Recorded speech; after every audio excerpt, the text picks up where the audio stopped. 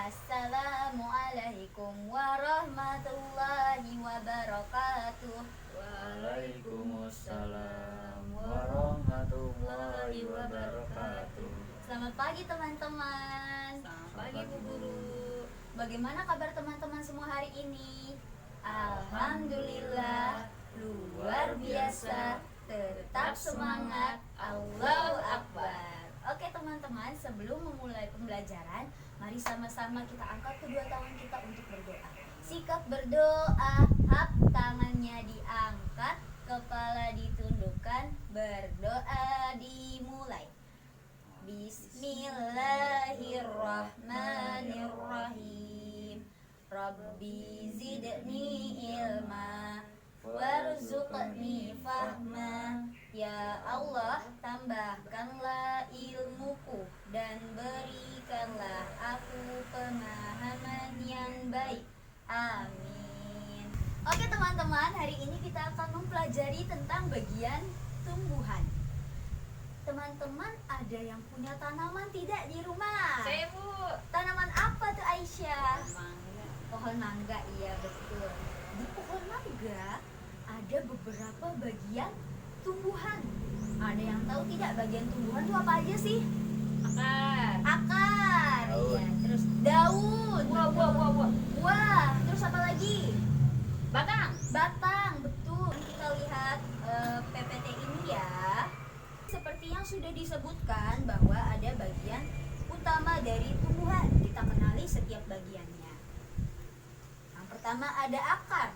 Pertama-tama kita akan membahas apa itu fungsinya si akar. Akar ini berfungsi untuk menyerap air. Akar menyerap air dan mineral dari dalam tanah. Nutrisi ini sangat penting untuk pertumbuhan tumbuhan agar tetap sehat dan kuat. Selain itu, fungsinya akar untuk apa sih? Ada yang tahu selain menyerap? Menopang tumbuhan. Iya betul.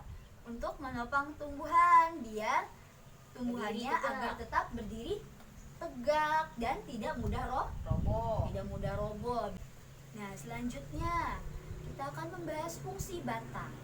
Batang berfungsi untuk menopang tumbuhan.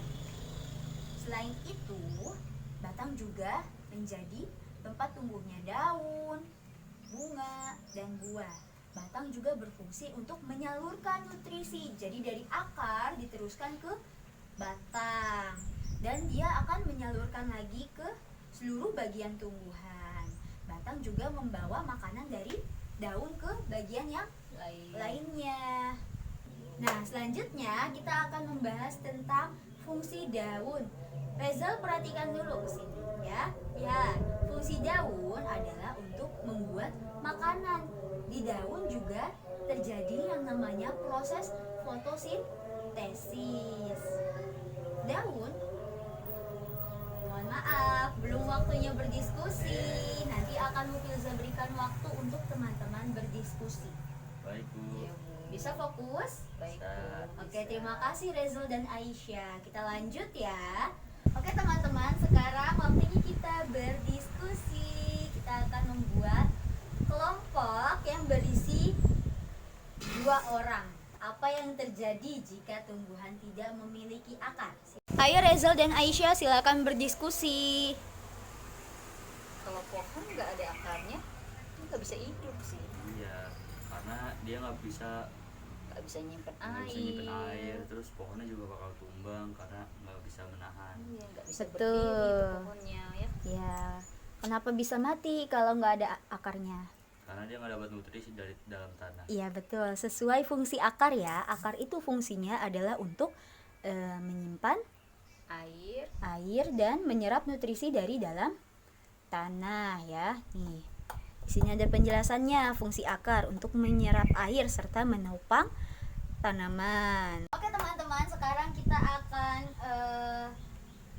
menemukan kecocokan bagian-bagian tubuh tumbuhan. Ya. Sekarang Mufilza akan memberikan teman-teman contoh soal. Menyerap air. Nah, kalau menyerap air itu fungsinya akar, tapi kalau untuk Sudah tanpa terjadinya fotosintesis. ya apa? Fotosintesis. Daun. Ya, betul. serta sebagai cadangan makanan sebagai untuk cadangan makanan biji buah. Iya, betul. Nah, kalau mengangkut makanan, air, dan mineral itu fungsinya siapa? Batang. Batang.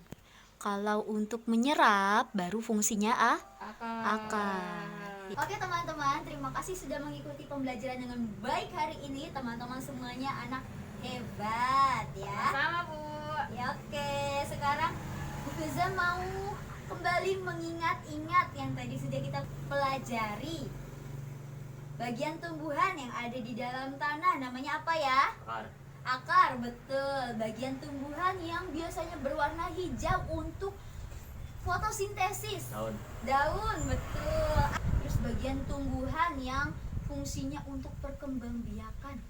Bunga. Betul. Masya Allah, Reza keren sekali, hebat. Kita akhiri pembelajaran hari ini dengan mengucapkan hamdalah.